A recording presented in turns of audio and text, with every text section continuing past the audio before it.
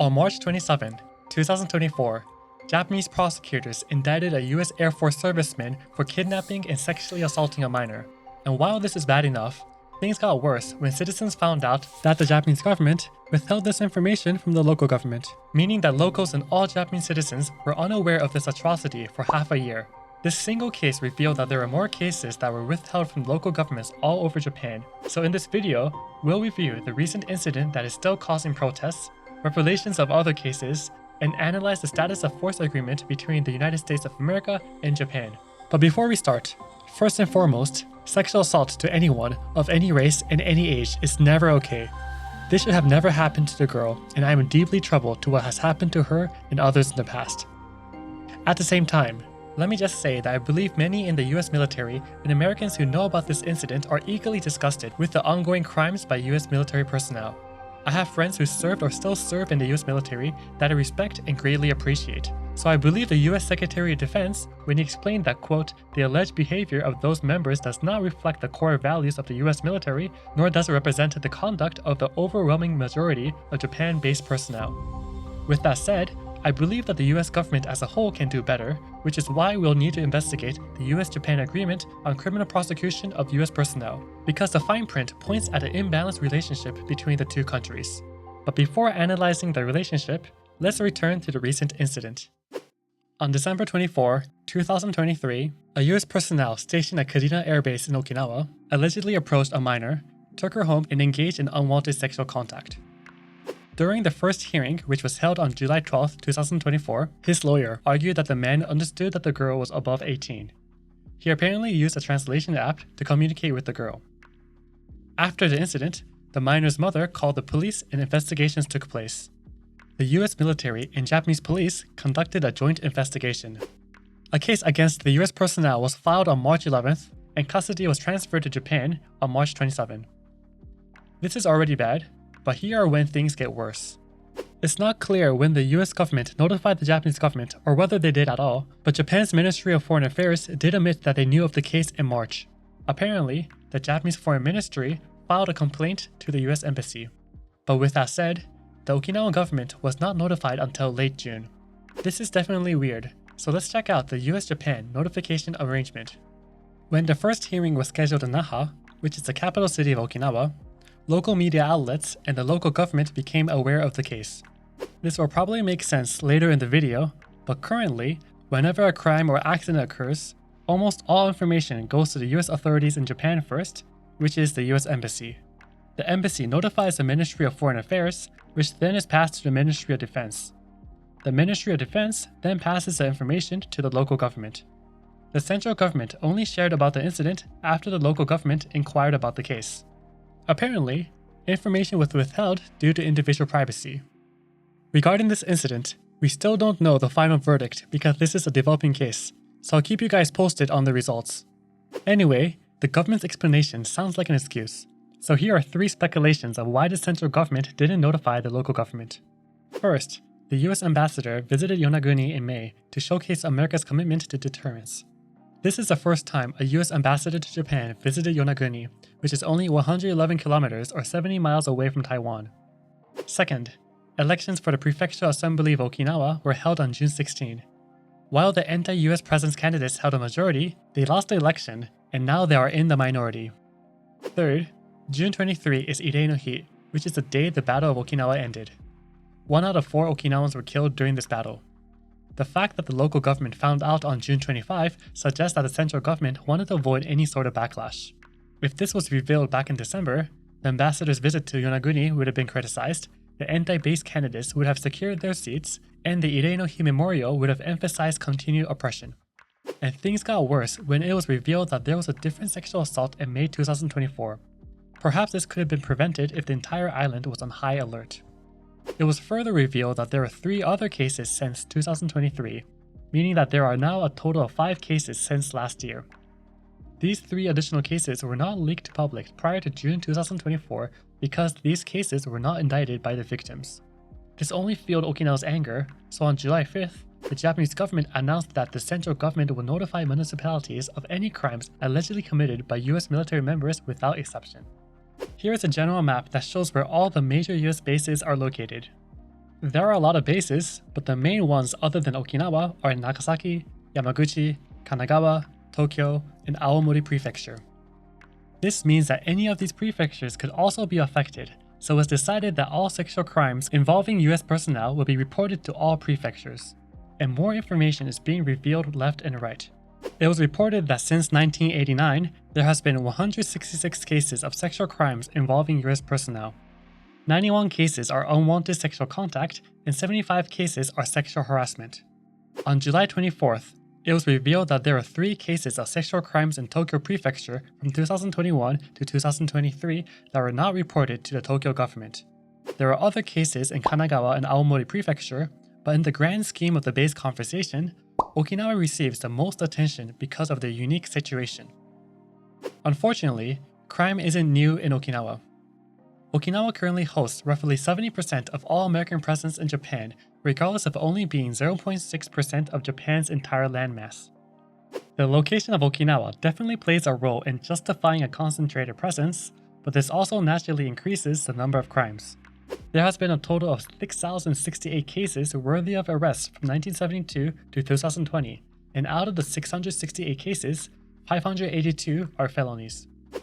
US military personnel cases have increased since 2018, as you can see in this graph. Out of the 582 felonies, 132 cases are unwanted sexual contact. Now, for those who are critical, these numbers may seem small. As a matter of fact, compared to overall crimes and violence that occurs in Japan, the number of cases of US personnel violating law is probably under 1%. This is a common anti-Okinawa response to Okinawa's military base problem. However, laws violated by commoners and laws violated by US personnel cannot and should not be compared because the law applies differently based on their status. In order to understand what I mean, we'll need to look into the Status of Force Agreement or SOFA agreed between America and Japan back in 1960. For the purpose of this video, we'll look into Article 17. We can always do an article per article dive for another video. Both Article 17's 1 and 2 clarifies the authority of the US military authorities in Japan over the servicemen and dependents within their bases, and also the authority of the Japanese government over such US personnel within Japanese territory. This makes sense.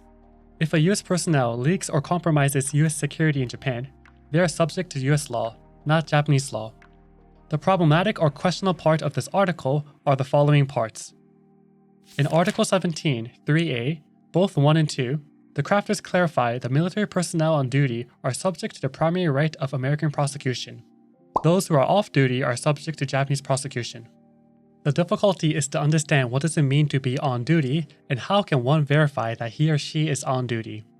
For example, according to the Japanese Federation of Bar Associations, the US and Japan Joint Committee agreed on March 28, 1956 that crimes that occur when going to work or returning back from work is still under duty, meaning that the primary right is given to American prosecutors. This means that a car accident, let's say under the influence of alcohol, gives the US military the right to prosecute rather than the Japanese government. This was changed in December 2011. As you can see on the Ministry of Foreign Affairs website, in 2011, the US-Japan Joint Committee agreed that driving under the influence of alcohol will not be considered on duty. I'm glad this was clarified in 2011, but this means that it took 55 years to clarify this point. Let's return to Article 17, 3a. What happens if a US military personnel accidentally causes a death during duty, like an unfortunate aircraft accident? According to Article 17, 3a, the US military has full control instead of the Japanese government, but it's not clear how things will proceed. Will justice be delivered, or will the military just relocate the US personnel that accidentally caused death?